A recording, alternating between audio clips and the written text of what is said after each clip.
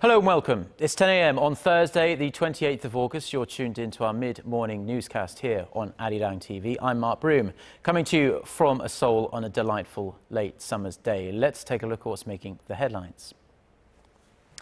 A man who lost his daughter in April's Sewol-ho ferry disaster has ended his nearly 50-day-long hunger strike as the political deadlock continues over the details of a special bill for investigating the sinking.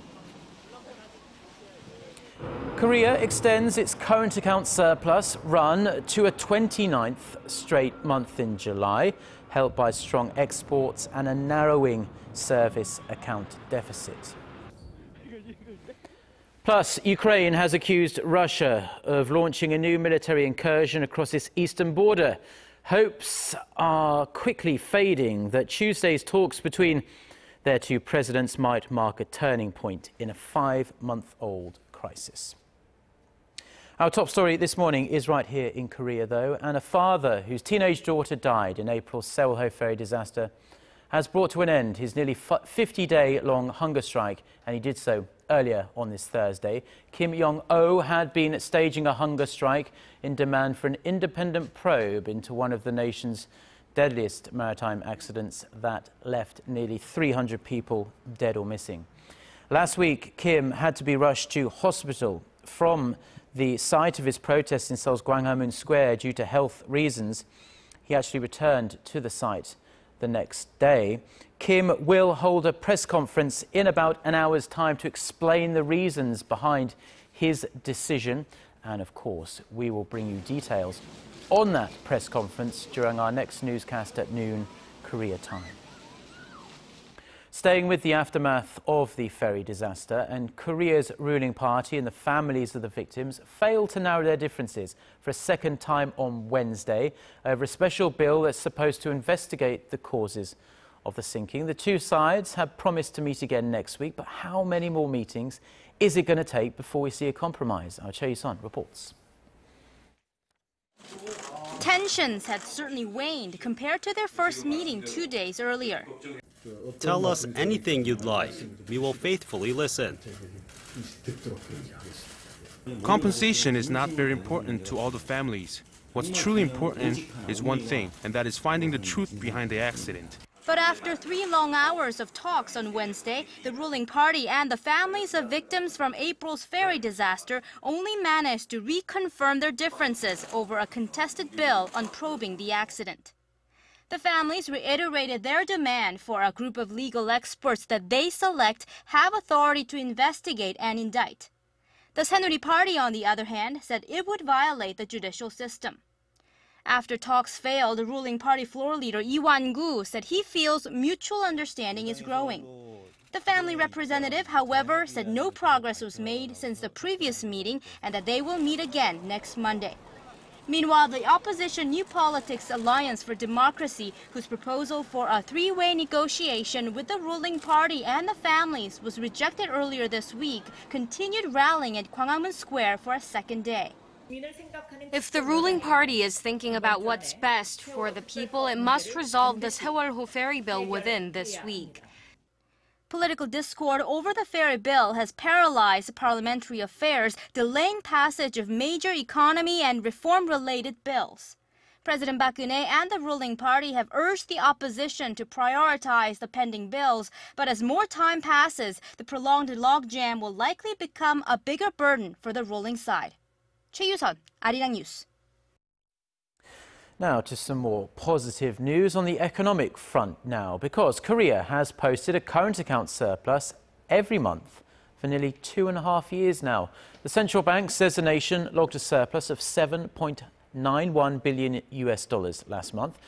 Now that's almost identical to the $7.92 billion surplus recorded back in June and to the $7.9 billion surplus in the same month last year. Exports of products rose 1% from a year earlier to almost $54 billion, while imports increased 3.5% to $47 billion, this on the back of strong oil prices. The Bank of Korea expects the current account surplus this month, August, to fall short of July's figure due to the fewer working days. Now, Korean workers will be taking an average of 4.3 days off for the upcoming Chuseok holiday, which falls on the second week of September this year.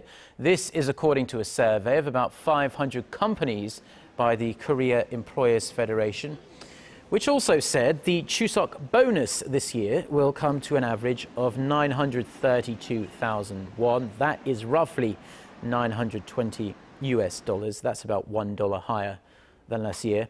Chuseok, or Korean Thanksgiving as it's sometimes known, outside of Korea at least, is one of the nation's biggest national holidays.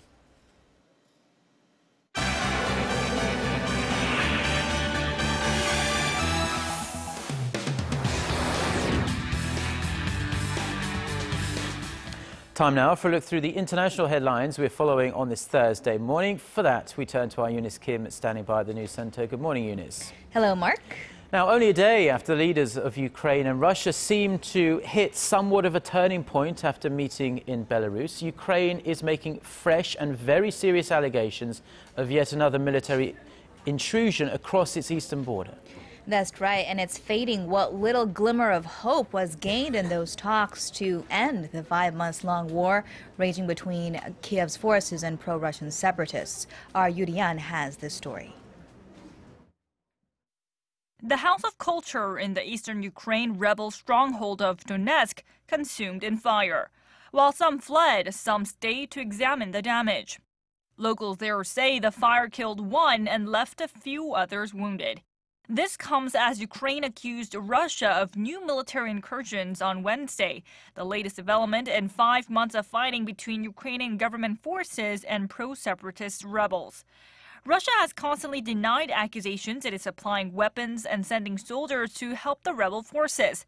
No reaction yet from Moscow on the alleged incursion. This latest escalation comes only a day after hours of talks between the two countries' presidents seem to mark a turning point in a 5-month-old crisis. Ukrainian President Petro Poroshenko and Russian President Vladimir Putin, along with EU representatives, met on Tuesday in Minsk. Yesterday's talks in Minsk were very effective. I clearly stressed that there will be no bargaining over sovereignty, territorial integrity, the independence of our country, the sovereign choice of the Ukrainian people. Following the talks, Putin also said Moscow will contribute to create a situation of trust, but hopes the war that killed over 2,200 had hit a turning point are quickly fading from Wednesday's attack. Also, less than 24 hours since the Minsk meeting, Ukraine warned Europe that Russia plans to halt gas transit to Europe by the end of the year. Russia denied the claim, saying it is making maximum efforts to fulfill its contracts with Europe. Yurian, Arirang News. A new report released by the United Nations says both Syria's Bashar al-Assad government and the Islamic State are committing war crimes in their fight against each other. The report details human rights abuses committed in the deteriorating state, as observed in interviews and evidence collected between January and July of this year. It said public executions were not rare in northern territories held by Islamic State militants who would display bodies in public spaces for several days as part of their campaign of fear. It added children were being recruited to join in their so-called jihad, or, as the UN put it, mass atrocities. The government of Bashar al-Assad was accused of war crimes, including using chemical agents in 8 separate incidents in April and May of this year. The UN said there was clear proof in some cases that civilian gatherings were deliberately targeted. Prison detainees, it said, were subjected to horrific torture and sexual assault. Meanwhile, the American writer and journalist who was released earlier this week by his captors in Syria has been reunited with his family in Massachusetts. In a brief statement outside his family's home, Peter Theo Curtis told reporters he was overwhelmed with emotion by the outpour of support shown to him and was suddenly reminded of how good the American people are and what kindness they have in their hearts. He also asked for time with his family. The 45-year-old was freed after nearly 2 years in captivity by the al-Nusra Front, an al-Qaeda affiliate in Syria. IMF Chief Christine Lagarde is being investigated for her role in a controversial payout during her term as France's finance minister. She is suspected of simple negligence in a case that led the French government to cash out 400 million euros to business tycoon Bernard Tapie. The French magistrate is considering possible corruption in the case of whether the arbitration process was rigged in favor of the businessman who had supported Nicolas Sarkozy in France's 2007 presidential race. Lagarde called the suspicion baseless and said she was returning to Washington, D.C. after undergoing 15 hours of questioning at the Court of Justice in Paris. The IMF managing director has yet to be charged.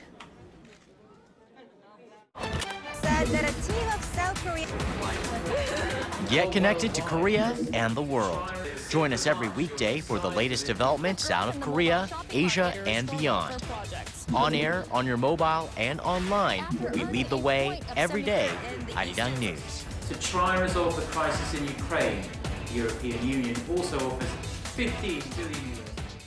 Now, the multi-billion-dollar merger between the nation's top messaging app, Kakao, and Korea's #2 web portal, Daum, is now officially sealed. Daum Kakao will launch on October 1st. So, what can we expect from this new tech heavyweight? Well, it has plenty going on here in Korea, but as our Gwon-soa tells us, the main aim will be cracking the global market. The deal is sealed. The merger of Daum Communications, Korea's second-largest internet portal, and Kakao Corporation, the nation's #1 mobile messaging service, was approved by all associated shareholders on Wednesday. It comes 3 months after the two companies announced the merger through a stock swap arrangement. Daum Kakao will officially launch on October 1st and is expected to be co-led by Kakao CEO Lee Se-gu and Daum CEO Choi Se-hoon. At the shareholders' meeting Wednesday, Lee said he hoped the new company would not only have a reach in the domestic IT market, but also in the global market. The merger is expected to impact Korea's top search engine provider, Naver, and its messaging service Line, which as of now have a much bigger global user base compared to Kakao's messenger service, Kakao Talk. Daum Kakao says the new company's services will not only be restricted to the online world, but that it will expand into a platform that can be used in everyday life. The market capital of the new company could rise to over 10 trillion won, or nearly $10 billion, as Daum's current value is $2.2 billion and Kakao's is at around $9 billion. Industry watchers therefore expect Daum Kakao to eventually become the most valued company on the tech-heavy Kosdaq stock exchange. Gwon-soa, Arirang News. Now, banana-flavoured milk. It's often called Korea's most iconic drink, and for very good reason, because it has been enjoyed by people of all ages for years and years. The milk-based beverage, in its instantly recognisable jar-like casing, is celebrating its 40th anniversary this year. Al Lee tells us, what is the secret behind such a long-running success? It was in 1974 when banana-flavored milk first appeared in stores around Korea in its unique jug-shaped bottle. It came out at a time when the Korean government was urging its citizens to drink more milk. To encourage people, food and beverage manufacturer Bingure had the bright idea to flavor the milk with banana, a fruit once considered a luxury. Bananas were expensive during that time and not easily available. People appreciated just getting a taste of this fruit through this drink. The drink was a big hit then, and it's still a big hit now, enjoyed by people of all ages. I like it because it's sweet. My friends like it too, and drinking it makes us happy. Over 800,000 bottles are produced each day as the company's factories strive to meet the demand. In Korea alone, about 250 million bottles of banana milk are sold each year. That means in Korea, an average person drinks about 5 a year. Sales also back up the drink's increasing popularity. From 92 billion won, or about $90 million in 2005, sales surpassed $148 million in 2013. Overall, we believe the drink's unchanging nature makes it a success. The taste and look of the drink hasn't changed much over the past 40 years. And in the next 40 years, we want to be a recognized global brand like Coca-Cola. The drink is already being recognized in China.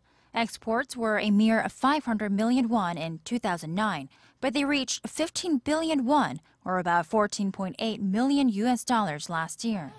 Officials credit the popularity of the Korean wave and the increased number of Chinese tourists to Korea for the explosive growth of banana-flavored milk. Connie Lee, Arirang News. Now to another drink that Koreans thoroughly enjoy. And if you live here in Korea, you'll probably notice how expensive a cup of coffee, in a coffee shop at least, is these days. If you have something a little bit fancy, something extra, you can pay well over $5 per drink. One chain doing particularly well here and around the world is Starbucks. They have absolutely no problem attracting customers despite charging twice as much for a drink, a latte or an Americano, in Seoul than they do in New York City even. Now, Connie Kim reports. Look around and it won't be too hard to find a place to grab a cup of coffee. But none have quite the presence that Starbucks has. Just across the street from where I'm standing is another Starbucks that's quite as busy as this one. Actually, there are so many in Seoul, 284 Starbucks coffee shops in the capital city. Now that's more than you'll find in New York City, Shanghai, London, or Seattle, where the company was founded. So why are customers finding their way to a Starbucks? There are many items on the menu and a lot of Starbucks stores. They are easy to find, so that's why I continue coming. I like the brand image, and the stores are clean compared to other coffee shops. But enjoying the company's fresh brewed coffee comes with a higher price. Customers are paying a premium for a cup of joe at Starbucks stores in Korea, on average $4.85. That's nearly twice the amount customers pay in the United States. For an Americano, the data shows that Korea ranks 6th on the price list behind countries like Poland and Greece. As for the expensive markup for the same coffee drinks, Starbucks Korea declined to comment to Arirang News. But according to Korean daily 동아일보, Starbucks Korea says different operating costs and cultural factors are the reasons, and that using numbers may not be the best way to draw comparisons. But do they justify higher prices? Well, perhaps, when compared with other domestic coffee chains in the country, Starbucks prices are on par with those found at domestic coffee chains. It appears that Koreans, generally speaking, are willing to shell out a little extra for a cup of coffee, no matter where it comes from.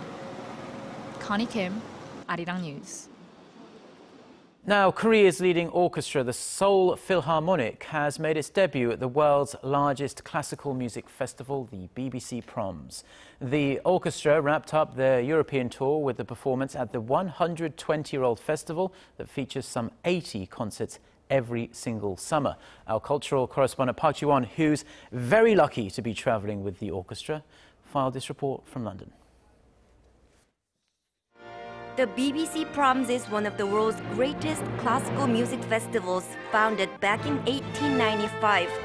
Since then, the annual event has showcased the most prestigious orchestras and musicians.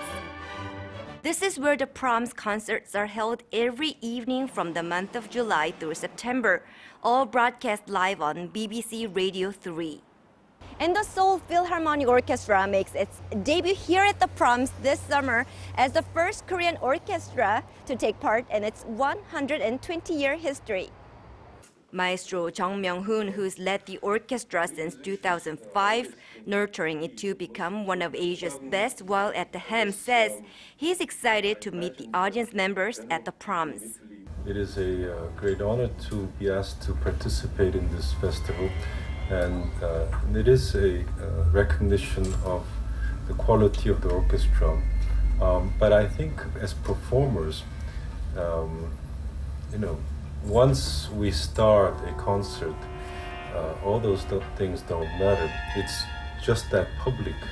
The Seoul Philharmonic performs 3 repertoires: Debussy's La Mer, Tchaikovsky's Symphony No. 6, and a contemporary piece written by prominent Korean composer Eun Suk-jin titled Su Concerto for Shan and Orchestra.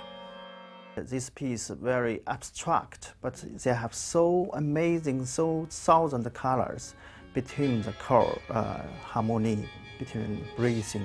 Each breathing is so organic. With its London performance, the Seoul Philharmonic Orchestra wraps up its 2014 European tour, spanning 4 music festivals including the Grafeneck in Austria and the Merano in Italy. Park Ji-won, Arirang News, London.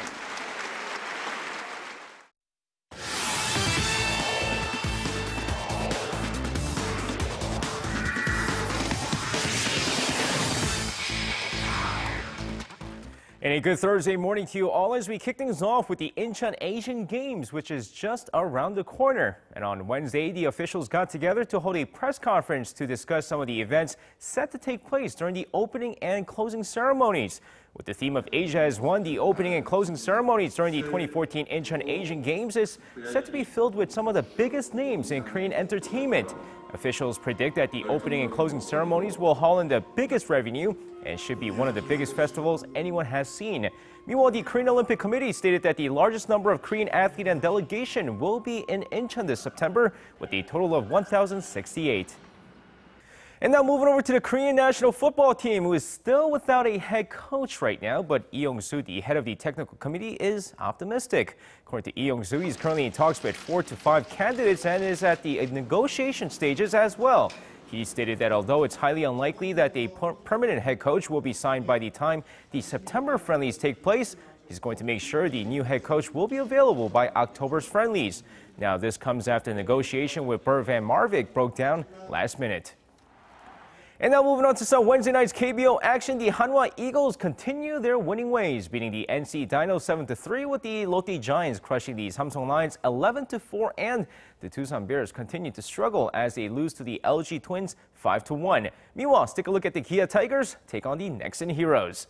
Of course, going into the game here, first getting Park Ki-nam deep to left field, and this one is gone, and the Kia Tigers take a 1-0 lead. Several batters later, bases loaded for Kim Joo-hyung. That's a double to right, and that's going to clear the bases, and the Kia Tigers take an early 4-0 lead. Second inning, bases loaded for Moon Woo-ram, and he grounds one to second. One runner scores, and it's now 4-1. Next inning, one man on Yoon Sung-min, and this one deep to left field. 2-run shot, and it's now 4-3. Fifth inning, Lee Tae-keun singles to center here, but an error on the play as Seok Chang scores from second, and we're tied 4-4. Fast forward to the bottom of the 8th inning, and that's Kang Jong-ho, number 36 on the season, and the Nexen Heroes rally to take a 5-4 lead. Now they would add another run in the inning as they hold on to win this one, 6-4. And now finishing things off at the U.S. Open, where American Cici Bellis made history after beating Dominika Sewol-ho of Slovakia in the first round. Well, that's because Cici Bellis is just 15 years old, as she becomes the youngest player to win a U.S. Open match since 1996. And the team beat out the 12-seed Sewol-ho in 3 sets, 6-1, 4-6, 6-4, as she hopes to add another victory to her already impressive tournament. And that's going to wrap it up for me. This has been SJ. Have a great rest of the day, and see you guys again for your sports needs.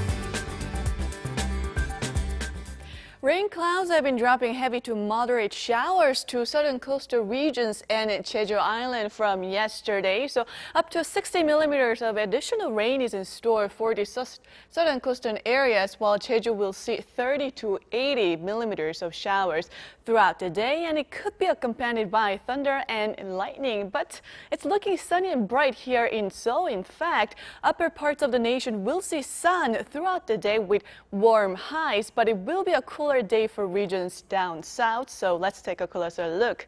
The afternoon high in Seoul will rise to 30, but daytime high in Daegu and Gwangju will rise to 27 and 26, while Busan will top out at 25 later on. Now for other regions, it looks like Jeju Island will hike up to 24, while Dokdo will rise to 22 later in the day. Now the weather outlook for the next 3 days here in Seoul is looking okay, though there is a chance of sporadic showers on Friday in the afternoon hours, but other than that, it's looking sunny and bright until the end of the weekend.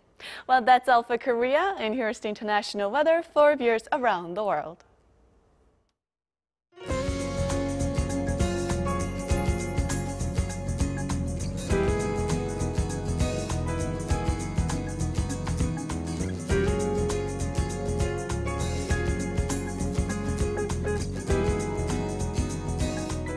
Okay, well, that's going to do it for us. Have a fabulous day, and thanks ever so much for watching. I'm Mark Broome, and I'll be back with Ojinju at noon Korea time. Until then, goodbye.